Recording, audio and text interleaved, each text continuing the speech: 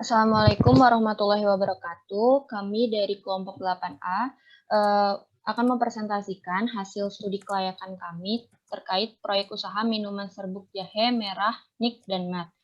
Kelompok kami terdiri dari Fatsyarin, NPM 35, Talia Tasya, NPM 37, Indah Purnama, NPM 42, Arisya, NPM 50, Dava, NPM 54, Putri Azura, NPM 57.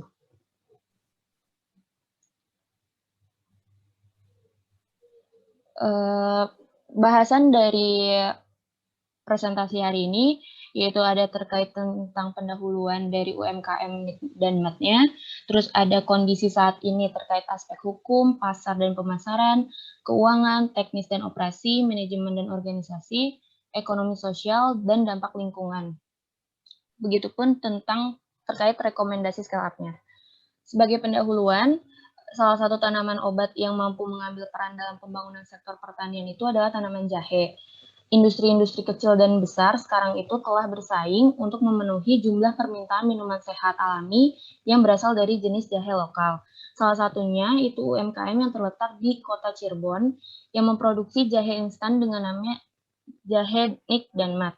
UMKM Nikmat ini berdiri tahun 2018.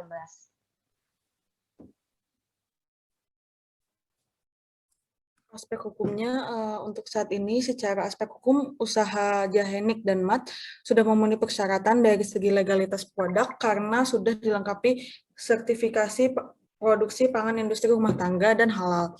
Kemudian rencana untuk rekomendasi di scale up yaitu mengubah dari UMKM kriteria mikro ke UMKM kriteria menengah.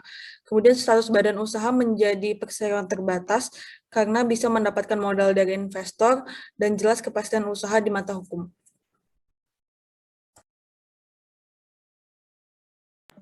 Kemudian ada aspek pasar dan pemasaran. Kondisi saat ini UMKM minuman serbuk jahe, nik, dan mat itu menggunakan sistem PO. Kemudian juga dimasukkan ke supermarket, rumah sakit, dan toko oleh-oleh. Kemudian juga menggunakan reseller di online shop atau e-commerce. Terdapat satu pesaing untuk produk minuman serbuk jahe merah dengan harga yang lebih murah dengan kemasan tradisional. Tapi kualitas minuman serbuk jahe, nik, dan mat ini lebih unggul karena sudah menggunakan kemasan ziplock dan botol kaca. Kemudian rekomendasi scale up itu pertama menggunakan teknologi kristalisasi untuk bersimpan yang lebih lama sehingga bisa ready stock. Kemudian juga mengubah sertifikasi menjadi CPOTP atau cara pembuatan obat tradisional yang baik. Kemudian juga ada memperbaiki desain kemasan, meningkatkan pemasaran online dengan memanfaatkan media sosial, endorsement dan e-commerce serta media massa. Kemudian juga melakukan pemasaran offline dengan bekerjasama dengan rumah sakit, apotek, toko obat, kosmetik, minimarket, dan lain-lain. Selanjutnya ada aspek keuangan. Kondisi saat ini UMKM Nikmat itu dapat dikatakan layak dijalankan karena dari aspek PP, NPF, ARR, IRR, dan PI-nya itu berada di bawah kriteria. Untuk rencana setelah scale up-nya, nilai PP diperoleh 1 tahun 2 bulan, terus NPV 799 juta, sekian, nilai ARR 133%, nilai IRR 27%, dan PI 2,6, di mana dari semua aspek itu termasuk ke dalam layak. Selanjutnya ada aspek teknis dan operasi. Di sini itu digambarkan tata letak usaha UMKM sebelum di scale up dan setelah di scale up. Yang di sebelah kiri itu ada kondisi saat ini di mana tempat produksinya masih terdiri dari teras, terus ada ruang pajangan, ada 2 kamar, ruang packing, kamar mandi, musola, dan 2 ruang produksi. Setelah di scale up, kita merekomendasikan untuk membuat layout menjadi seperti ada pos keamanan, tempat parkir, kantin, musola, kantor, ruang cleaning service, toilet, tempat pembuangan sampah, ruang limbah. Setelah itu ada ruang produksi. Di dalam ruang produksi itu ada laboratorium, kemudian ada ruang peralatan dan gudang, dan panel listrik. Selanjutnya akan digambarkan dalam mode 3 dimensi mengenai layout dari UMKM kami yang sudah di scale up. Yang pertama dapat dilihat ada pos satpam, kemudian ada parkiran, di sebelahnya lalu ada kantin, diikuti oleh musola, yang di sebelahnya terdapat toilet luar dan juga ada tempat wudhu. Kemudian ada panel listrik dan juga ada pos satpam untuk bagian belakang. Nah, lalu di tengah terdapat kantor dan di sebelahnya terdapat ruang produksi yang disertai dengan laboratorium dan juga gudang serta ruang peralatan. Lalu di bagian bawah di belakang kantor terdapat tempat pembuangan sampah dan juga ruang limbah. Lalu terdapat juga truk-truk yang dapat difungsikan untuk mengangkut barang yang setelah selesai dari proses produksi dan juga bahan baku. Next. Oh ya, sebelumnya di sebelahnya ini ada, maaf dikembalikan ke slide sebelumnya. Nah, di sebelahnya ini terdapat layout blok yang lebih mendetail mengenai, yang lebih simpel mengenai proses yang terjadi di ruang produksi, yaitu dari pintu, kemudian ada tangki untuk bahan baku, lalu ada proses pencucian, diikuti dengan penggilingan, pencampuran, lalu teknik kristalisasi, lalu bahan akan ditampung dalam tangki tertutup, lalu kemudian dikemas, dan barang dapat keluar. Next. Berikut adalah layout 3 dimensi yang lebih jelas untuk peruangannya. Yang pertama ada ruang kantor, sini terdapat ruang meeting, kemudian ada WC juga, dan ada ruang cleaning service juga. Terdapat lobby juga untuk ketika baru masuk melewati pintu. Lalu ada ruang produksi, termasuk dalamnya ada laboratorium, kemudian ada gudang, dan juga ada ruang untuk peralatan. Terdapat pos satpam, lalu juga untuk parkiran tergambar lewat 3 dimensi pada gambar di PPT. Next. Selanjutnya adalah ilustrasi 3 dimensi untuk ruang TPS dan pengolahan limbah. Dalam ruang pengolahan limbah dapat dilihat terdapat bioreaktor untuk mengolah limbah secara lumpur aktif. Lalu di kantin terdapat ruang makan disertai dengan dapur dan juga tempat pembuangan sampah untuk kegiatan di kantin yang terdapat di belakang bangunan. Lalu untuk musola dapat dilihat berukuran 5 x 5 meter dan di sampingnya terdapat tempat wudhu disertai dengan WC untuk WC yang berada di luar kantor. Dan di sebelahnya ada gambaran isian panel listrik.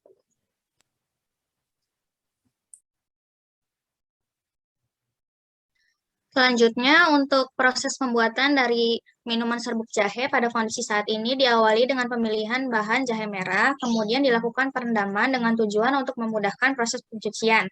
Selanjutnya, dilakukan proses pencucian dan juga pemotongan, dan dicampurkan dengan bahan-bahan lain seperti gula pasir, gula aren, sereh, cengkeh, daun jeruk, dan daun mint. Setelah dicampurkan, kemudian bahan-bahan akan dihaluskan menggunakan blender dan disaring menggunakan kain saring. Kemudian akan dilakukan penyangraian hingga berbentuk serbuk dan dilakukan penyaringan dan penghalusan lanjutan. Terakhir, minuman serbuk ini akan dikemas. Untuk proses produksi setelah scale up, diawali dengan jahe merah dilakukan pencucian menggunakan mesin pencucian, kemudian akan masuk ke proses grinding atau penghalusan bersama dengan bahan-bahan lain seperti cengkeh, serai, daun mint, dan daun jeruk. Kemudian akan dicampurkan lagi dengan bahan lain seperti gula pasir, gula aren, dan juga air. Kemudian akan masuk ke proses kristalisasi sehingga berbentuk serbuk. Kemudian bahan yang telah terbentuk serbuk akan dikemas menjadi produk minuman serbuk jahe merah yang dapat didistribusikan langsung ataupun disimpan di gudang. Selanjutnya, neraca massa setelah scale up. Yang pertama itu ada proses pencucian jahe merah. Perbandingan massa jahe merah dan kulit dengan air pencuci adalah 1:1. Asumsinya air yang terserap itu 0,2% atau sama dengan 0,1 kg, di mana massa airnya 50 kg, massa jahe merah kotornya itu 50 kg, dan massa jahe merah bersih yang keluarnya itu 49,9 kg. Sedangkan hasil sampingnya itu ada air sisa pencucian. Selanjutnya proses grinding. Yang bahan yang masuk itu ada jahe merah 49,9 kg, cengkeh 0,5 kg, sereh 1 kg, daun mint 0,5 kg, daun jeruk 0,5 kg, dan massa bubur jahe yang keluarnya itu 52,4 kg. Jumlah ini itu dalam total 1 hari produksi. Selanjutnya proses mixing. Proses mixing itu bahan yang masuknya itu ada bubur jahe 49,9 kg, lalu ada gula pasir 50 kg, gula aren 5 kg, dan air 15 kg. Setelah itu yang keluarnya adalah massa campuran bubur jahe sebanyak 122,4 kg. Setelah itu ada proses kristalisasi.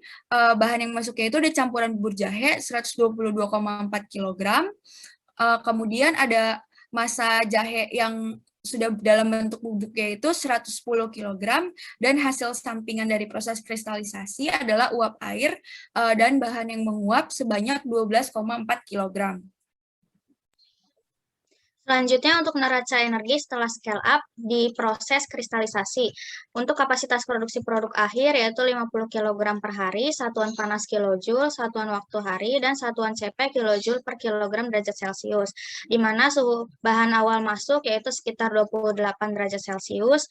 Bahan-bahan yang digunakan yaitu 50 kg jahe, 50 kg gula pasir, 5 kg gula aren, 1 kg sereh, 0,5 kg cengkeh, 0,5 kg daun mint, 0,5 kg daun jeruk, dan 15 kg air, di mana produk akhirnya yaitu 110 kg produk minuman serbuk jahe pada suhu 60 derajat Celcius. Kalor masuk bahan yaitu sekitar 6.768,6 kJ, kemudian untuk kalor produk yang keluar yaitu sekitar 6.751,36 kJ, dan kalor uap air sebesar 17,24 kJ.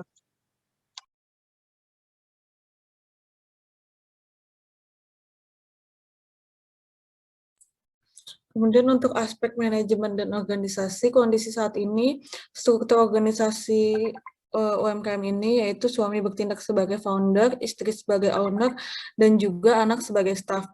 Kemudian rekomendasi scale up-nya yaitu terdiri dari direktur utama yang membawahi bendahara utama, manajer pemasaran dan distribusi, manajer pengawasan mutu, dan juga manajer produksi. Untuk bendahara utama, ada di bawahnya ada manajer administrasi dan keuangan, kemudian staf administrasi dan keuangan. Untuk manajer pemasaran dan distribusi terdapat kepala distribusi beserta stafnya dan juga staf pemasaran. Kemudian untuk manajer pengawasan mutu itu ada kepala QA dan juga staf QA. Kemudian ada kepala QC dan juga staf QC. Selanjutnya pada manajer produksi terdapat kepala produksi, staf produksi, dan juga kepala teknisi dan juga staf teknisi. Selanjutnya mengenai aspek ekonomi sosial dari UMKM Serbuk Jahe Nik dan Mat. Untuk kondisi saat ini, UMKM Jahe dan Nik dan Mat telah mendapatkan izin dari Ketua RT dan juga RW setempat, namun belum melibatkan warga sekitar dalam kegiatan usahanya, sehingga secara umum dari aspek sosial dan ekonomi usaha ini masih berorientasi terhadap keuntungan rumah tangga pribadi. Namun demikian, usaha ini telah berkontribusi secara sosial dengan menambahkan keragaman barang dan jasa yang terdapat di tengah masyarakat sehingga dapat memenuhi kebutuhan masyarakat dan bisa memacu persaingan dari perusahaan-perusahaan untuk meningkatkan kemasan, harga, dan juga mutu produk serta jasanya. Lalu selanjutnya, UMKM ini juga telah memberdayakan dan menambahkan nilai tambah untuk sumber daya alam seperti komoditas jahe, dan juga berperan dalam menumbuhkan jenis dan jumlah aktivitas ekonomi non-formal di masyarakat, serta menambah pusat pertumbuhan ekonomi di daerah UMKM ini berada. Nah, setelah dilakukan scale up, diharapkan bahwa UMKM ini dapat menyerap tenaga kerja yang lebih banyak, terutama dengan melibatkan warga sekitar, untuk berperan dalam usahanya, sehingga dapat membuka lapangan pekerjaan dan menurunkan tingkat pengangguran di daerah tersebut. Selanjutnya, UMKM ini diharapkan juga dapat menggali, mengatur, dan menggunakan ekonomi sumber daya alam, terutama jahe, dengan lebih efektif lagi, dengan menggunakan lahan secara efisien dan juga efektif. Lalu selanjutnya, ditinjau dari aspek ekonomi, diharapkan setelah dilakukan scale up, UMKM ini dapat meningkatkan pendapatan per kapita masyarakat dan meningkatkan pertumbuhan sektor ekonomi. Diharapkan juga dapat meningkatkan perekonomian pemerintahan, baik lokal maupun regional, dengan menghasilkan dan menghemat devisa negara karena bisa menurunkan pemakaian impor barang dan jasa dari luar. Selanjutnya diharapkan UMKM ini juga dapat menunjang pembangunan yang lebih merata, dan produk UMKM jahe yaitu serbuk jahe yang memiliki banyak manfaat kesehatan diharapkan dapat meningkatkan kesehatan masyarakat ketika diproduksi dalam jumlah yang lebih tinggi. Selanjutnya ada aspek dampak lingkungan usaha. Untuk kondisi saat ini, jumlah limbah yang dihasilkan belum mencapai batas maksimal untuk dikategorikan sebagai limbah yang berbahaya. Oleh karena itu, pembuangannya masih langsung ke lingkungan. Jenis limbah yang diproduksi dari UMKM ini adalah limbah kulit jahe merah, air cucian jahe merah, serta ampas limbah. Sedangkan untuk rekomendasi scale up, karena mungkin nanti akan menjadi peningkatan jumlah limbah, maka perlu ditangani secara struktural. Limbah kulit dan ampas jahe dapat diolah menjadi pakan ternak karena mengandung komponen nutrien dan energi yang potensial. Sedangkan untuk pengolahan biologis yang dapat dilakukan untuk limbah cair cucian jahe adalah dengan metode lumpur aktif dengan bioreaktor anaerob. Berdasarkan studi literatur, sebenarnya pengolahan biologis cucian jahe ini bisa dilakukan secara anaerobik dan aerobik, namun penanganan secara anaerobik ini dilihat dapat lebih sederhana, terus murah, tidak membutuhkan energi listrik yang tinggi untuk proses aerasi dan relatif tidak memerlukan perawatan, sehingga akan lebih efektif untuk dijalankan. Dan ini ada layout tentang bioreaktor anaerobnya, di mana di situ ada reaktor bersekat anaerob dengan aliran downflow and upflow.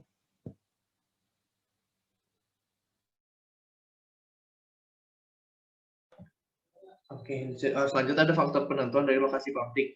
Yang pertama adalah kemudahan transportasi. Penentuan lokasi pabrik minuman serbuk jahe merah di Jalan Palimanan Barat, Kecamatan Gempol, Kabupaten Cirebon, Jawa Barat ini karena kemudahan akses transportasinya, di mana daerah ini dekat dengan gerbang tol Palimanan. Kemudian ada peradaan bahan baku. Di lokasi pabrik yang kami pilih di Jalan Palimanan Barat ini sangat dekat dengan sumber bahan baku utamanya, yaitu jahe merah yang merupakan komoditas pertanian unggulan dari Cirebon. Selain itu, untuk bahan lainnya seperti cengkeh dan serai bisa banyak didapatkan dari Kabupaten Majalengka, yang dimana Kabupaten Majalengka ini adalah tetangga dari Kabupaten Cirebon sendiri yang mempunyai jarak hanya kurang lebih 1 jam. Kemudian juga untuk daun jeruk dan daun mint banyak dibudidayakan di Cirebon. Kemudian ada pasar domestik dan internasional. Lokasi pabrik ini sangat strategis karena kedekatannya dengan jalan tol lintas provinsi, yaitu tol Cipali. Selain itu, lokasi ini juga dekat dengan Pelabuhan Cirebon yang nantinya akan mempermudah pendistribusian jalur laut, dan lokasi ini dekat dengan Bandara Kertajati yang mempermudah pendistribusian jalur udara. Kemudian ada ketersediaan sumber listrik. Ketersediaan energi listrik pada lokasi ini sangatlah memadai, mengingat lokasi ini juga masih di sekitar permukiman warga yang sudah terjangkau oleh penyedia listrik, yaitu PLN. Kemudian ada ketersediaan bahan bakar, reduktor, reagen, dan bahan-bahan konsumable yang diperlukan untuk proses. Kemudian ada faktor iklim. Faktor iklim dan curah hujan di Kabupaten Cirebon ini sangat dipengaruhi oleh keadaan alamnya yang sebagian besar terdiri dari daerah pantai dan perbukitan, terutama daerah bagian utara, timur, dan barat, sedangkan daerah bagian selatan merupakan daerah perbukitan. Kemudian ada faktor topografi dan kestabilan tanah. Berdasarkan website resmi pemerintah Kabupaten Cirebon, bahwa lokasi pabrik ini berada di bagian barat Kabupaten Cirebon, yang berarti mempunyai ketinggian 0-10 meter di atas permukaan laut. Kondisi tanah di daerah Cirebon ini sebagian subur dan sebagian kurang produktif disebabkan tanah pantai semakin luas akibat endapan sungai-sungai. Secara umum, jenis tanah yang tersebar di Cirebon ini relatif mudah untuk pengembangan berbagai macam jenis vegetasi. Kemudian ada ketersediaan sumber air. Sungai yang dekat dengan lokasi pabrik ini adalah Sungai Ciwaningin yang bisa menjadi salah satu sumber air keperluan pabrik. Selain itu, sumber air bisa berasal dari sumur dengan kedalaman 2-6 meter, serta perusahaan daerah air minum atau PDAM Kabupaten Cirebon sendiri yang sumber mata airnya berasal dari Kabupaten Kuningan. Kemudian ada pembuangan limbah. Di lokasi tersebut masih banyak tersedia lahan kosong yang bisa menjadi pusat pembuangan limbah dari pabrik tersebut. Kemudian ada kerawanan terhadap bencana, curah hujan di lokasi pabrik atau masuk curah hujan yang sangat rendah. Akibat daerah ini masih daerah pesisir pantai sehingga cuacanya pun sedikit panas dan terjadi banjir. Selain itu, meskipun daerah ini pesisir pantai dan dekat dengan Laut Jawa, daerah ini juga tidak berpotensi tsunami karena Cirebon masuk ke daerah bagian utara Jawa, di mana Laut Jawa bagian utara tidak dilalui oleh jalur gempa seperti yang ada di sepanjang pantai selatan Jawa. Kemudian yang terakhir ada faktor sosial dan faktor keamanan di lokasi. Sebagian besar masyarakat di sana terdampak akibat pengalihan fungsi lahan tani menjadi jalan tol dan perumahan yang menyebabkan banyak pengangguran. Pabrik minuman serbuk jahe merah Nik dan Mat ini hadir selain untuk bisnis, tapi juga untuk membuka lowongan pekerjaan bagi masyarakat daerah Desa Palimanan Barat, Cirebon, yang diharapkan masyarakat tersebut bisa mendapatkan penghasilan untuk hidup mereka. Selanjutnya untuk aspek manajemen dari K3. Untuk faktor bahaya di sini ada 3, yaitu faktor bahaya fisik, kimia, dan biologi. Untuk faktor bahaya fisik, yaitu yang pertama adalah kebisingan. Jenis kebisingan yang ada di PT Nik and Mat adalah kebisingan yang kontinu dari mesin-mesin produksi. Untuk penerangannya, sumber penerangan berupa lampu. Untuk ruang produksi, terdapat 36 lampu yang menyala selama proses produksi berlangsung. Untuk tekanan panas, sumber panas di bagian produksi berasal dari mesin-mesin produksi. Untuk getaran mekanis berasal dari mesin dan mengatasinya dengan diletakkan di atas karet. Kemudian untuk debu hasil sisa-sisa produk serbuk jahe yang keluar dari mesin kristalisasi, alat pelindung diri yang disediakan bagi tenaga kerja yaitu masker kain. Selanjutnya untuk bahaya kimia, dalam proses produksi minuman serbuk jahe merah tidak menggunakan bahan kimia sehingga limbahnya aman untuk lingkungan. Kemudian untuk faktor bahaya biologi, yang pertama yaitu bakteri. Sumber dari bakteri kontaminannya yaitu tenaga kerja, sehingga saat produksi tenaga kerja diharapkan menggunakan pakaian produksi. Kemudian untuk binatang penyebar penyakit, sumber binatang penyebar penyakit berasal dari hewan pengerat atau tikus dan juga serangga pada gudang. Selanjutnya untuk potensi bahaya yang pertama yaitu kebakaran. Tindakan pengendalian yang dilakukan agar tidak terjadi kebakaran adalah dengan penyediaan alat pemadam kebakaran yang berupa alat pemadam api ringan atau APAR, adanya prosedur keselamatan kerja, penyediaan alat pelindung diri, dan pelatihan keselamatan dan kesehatan kerja bagi tenaga kerja. Untuk potensi bahaya selanjutnya yaitu peledakan, perusahaan melakukan pencegahan dengan menyediakan alat pemadam kebakaran di tempat-tempat yang berpotensi menimbulkan ledakan, serta diberikan lampu-lampu K3 ditempatkan pada mesin-mesin yang berpotensi menimbulkan ledakan.